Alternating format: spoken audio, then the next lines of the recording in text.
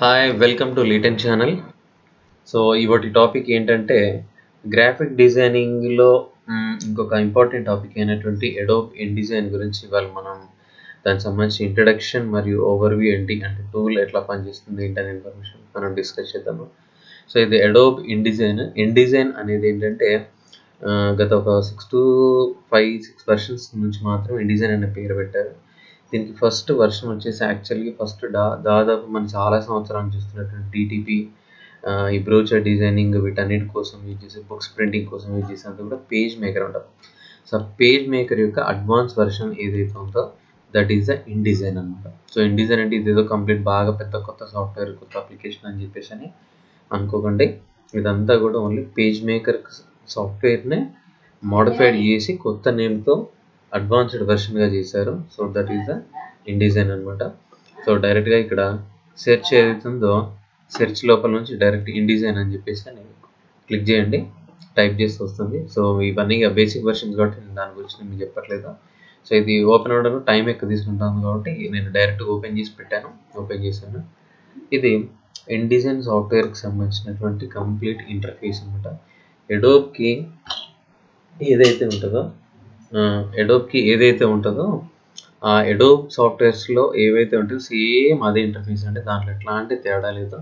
So దాని గురించి మనం కొత్తగా పెద్దగా డిస్కషన్ చేయడానికి కూడా ఏం లేదు. ఫోటోషాప్ ఇంటర్ఫేస్ కనుక చూసినట్టయితే మీకు ఇప్పుడు అర్థమవుతుంది. బట్ వన్స్ నేను మీకు ఫాస్ట్ ఎక్స్ప్లెయిన్ చేస్తాను. సో అడోబ్లో ఫోటోషాప్ ఓపెన్ చేసినప్పుడు మీకు ఇప్పుడు డైలాగ్ బాక్స్ అనేది ఉండదు.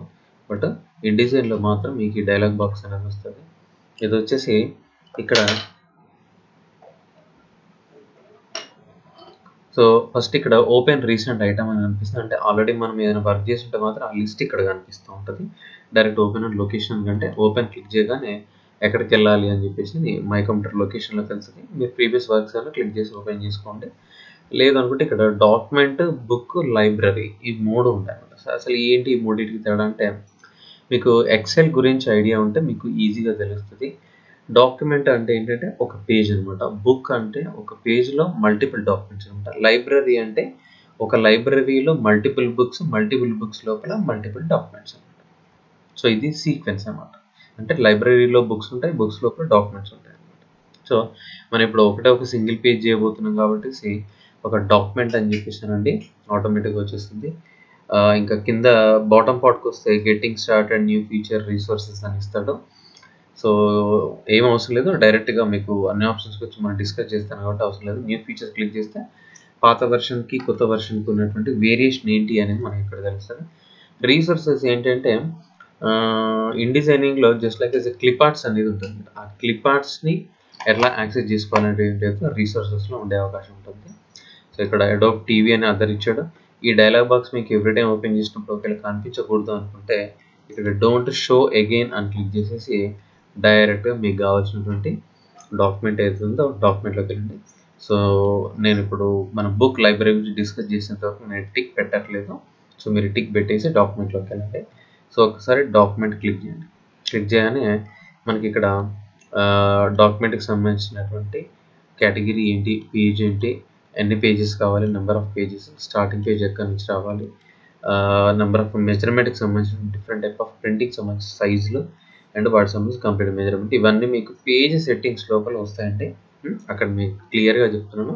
సో నేను డైరెక్ట్గా అయితే ఒక పేజ్ ఓపెన్ చేస్తున్నాను. సో ఇప్పుడు ఇక్కడ మనకు కనిపించేది కంప్లీట్ ఇంటర్ఫేస్ అనమాట. సేమ్ వే ఇక్కడ మనకు file menu, edit menu, layout, type, object, table, view, window, help ఉంది. సో పాత పేజ్ మేకర్లో కనుక వెళ్తే మీకు ఇక్కడ టేబుల్ అనేటువంటి మెనూ అయితే ఉండదండి ఓల్డ్ వెర్షన్లో. సో ఇన్డిజైన్లో మాత్రం టేబుల్ అనేటువంటి ఇంకొక మెనూ ఇచ్చేసి ఎక్స్ట్రా ఫీచర్స్ అన్నీ ఇక్కడ ఇచ్చాడు కాబట్టి ఇది ఒక్కటి అడిషనల్ థింగ్. ఇక ఆ తర్వాత నెక్స్ట్ ఇక్కడ కనుక వస్తే ఇది మనకి టూల్కి సంబంధించిన ప్రాపర్టీస్ బార్ అనే అనుకోవచ్చు. అంటే మౌస్ ఎక్కడైతే మూవ్ చేస్తున్నామో ఆ ఏరియా కావచ్చు, మనం ఏదైనా బాక్స్ తీసుకున్నా, ఒక టేబుల్ని డ్రా చేసిన దానికి సంబంధించినటువంటి అవుట్లైన్ కానీ, దానికి సంబంధించిన settings, page settings, margin settings అవన్నీ కూడా ఇక్కడ ఉంటాయండి ఓవరాల్. అండ్ ఇక్కడ వచ్చేసి మనకి లెఫ్ట్లో వచ్చేసి ఇది టూల్ బాక్స్ అనమాట. సో ఈ టూల్ బాక్స్ని పిన్, ఇన్స్టెంట్ కనుక తీసినట్టయితే సేమ్ టూల్స్ ఇలా 2 వెర్టికల్ కాలమ్స్ అండ్ ఇలాంటి ఓన్లీ 1 వెర్టికల్ కాలమ్ లోపల వస్తాయి. సో యాజ్ పర్ మీ రిక్వైర్మెంట్ బేస్ చేసుకొని మీకు నచ్చినట్టుగా ఇక్కడ ఉన్నట్టు టూల్స్ ఏదైతే టూల్స్ తీసుకొని మీరు ఏ టూల్ని సెలెక్ట్ చేస్తే ఆ టూల్కి సంబంధించినటువంటి ప్రాపర్టీస్ ఏవైతే బై డిఫాల్ట్ ఆటోమేటిక్గా పైన మీకు చేంజ్ అవుతూ ఉంటాయి. సో ఇదంతా వర్క్ ఏరియా. అండ్ ఇక్కడ మల్టిపుల్ ఫైల్స్ని కూడా మనం తీసుకోవచ్చు. సపోజ్ న్యూ డాక్యుమెంట్ క్లిక్ చేసి మళ్ళీ ఓకే అనండి, ఆటోమేటిక్గా ఇది అన్టైటిల్ 2 అండ్ ఇది వచ్చేసి అన్టైటిల్ 3 అనమాట. ఇలా నెంబర్ ఆఫ్ ఫైల్స్ అన్నీ కూడా మనకి ఇక్కడే కనిపించేస్తాయి. ఓకే. అండ్ నెక్స్ట్ మేజర్గా ఇది వచ్చేసి రూలర్ అండ్ ఇది వర్క్ ఏరియా అండ్ ఇది మార్జినల్ ఏరియా, ఇది సేఫ్ ఏరియా అంటారు. అండ్ ఇక్కడ రైట్ సైడ్ కనుక వచ్చినట్టయితే టూల్స్ తర్వాత వర్క్ ఏరియాతో పాటు ఇక్కడికి వచ్చినట్టయితే మనకి మెనూస్ ఉంటాయి, నెంబర్ ఆఫ్ పేజెస్ ఏంటి, అలాంటి లేయర్స్ ఏంటి, లింక్స్ ఏంటి, స్ట్రోక్, కలర్. సో ఫోటోషాప్లో ఉన్నటువంటి అంటే ఎక్కువగా మనకు ప్యాలెట్స్ ఇక్కడ ఉండవు, లిమిటెడ్గా మాత్రమే ప్యాలెట్స్ ఉంటాయి, కొన్ని ప్యాలెట్స్. ఎందుకంటే ఇక్కడ ఫోటో ఎడిటింగ్ ఉండదు, ఓన్లీ టెక్స్ట్ అండ్ ఇమేజెస్ని కాల్ చేయడం, బాక్సెస్ పెట్టడం, పారాగ్రాఫ్స్, టెక్స్ట్ సెట్టింగ్సే మేజర్గా ఉంటుంది. కాబట్టి ఇక్కడ మనకి ఇక్కడ రైట్ సైడ్ ఉండే ప్యాలెట్స్ కూడా చాలా తక్కువ ఉంటాయి. ఈ ప్యాలెట్ బాక్స్ ఉంటుంది, మీరు ఎక్స్టెండ్ చేసుకోవచ్చు, కావాలంటే మళ్ళీ మీరు దీన్ని మినిమైజ్ చేసేసుకొని తగ్గించుకోవచ్చు. సో ఇవి మనకు దీనికి ఉండే ఫీచర్స్ అనమాట. సేమ్ వే ఇక్కడ మన డైరెక్ట్ నెంబర్ ఇక్కడ బుక్ ఉంది అనుకోండి, సపోజ్ బుక్ తీసుకుని దాంట్లో సెట్టింగ్స్ అన్ని కింద బాటంలో ఇస్తారు మనకి ఆటోమేటిక్. సో ఇది స్టాటస్ బార్ అంటారు.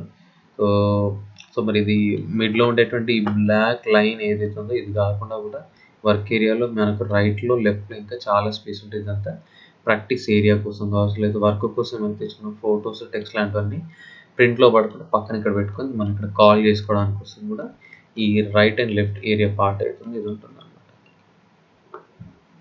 ఓకే.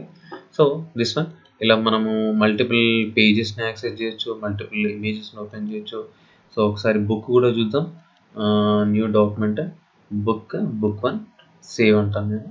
సో సేవ్ అనగానే ఒక బుక్ వస్తుంది, అంటే పేజెస్ అన్నింటినీ దీంట్లోకి యాక్సెస్ చేయొచ్చు అనమాట. యాడ్ డాక్యుమెంట్స్ ఇంతకుముందు ఇప్పుడు మనం ప్రిపేర్ చేసిన డాక్యుమెంట్లు అన్నింటినీ కూడా వాటిని బుక్ లాగా గ్యాదర్ చేసుకొని ఇక్కడ స్టోర్ చేసుకొని పెట్టుకోవచ్చు. సో రిమైనింగ్ సెట్టింగ్స్ అన్నీ కూడా నేను మీకు నెక్స్ట్ టాపిక్స్లో చెప్తాను.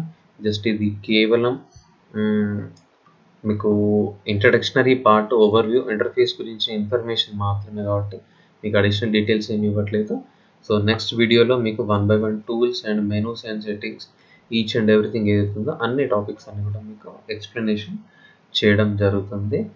సో గైస్ పేజ్ మేకర్ వచ్చిన వాళ్ళు ఎవరైనా కానీ సరే చాలా ఈజీగా ఇక్కడ ఉన్నటువంటి ఇన్డిజైన్ని ఆపరేట్ చేయొచ్చు.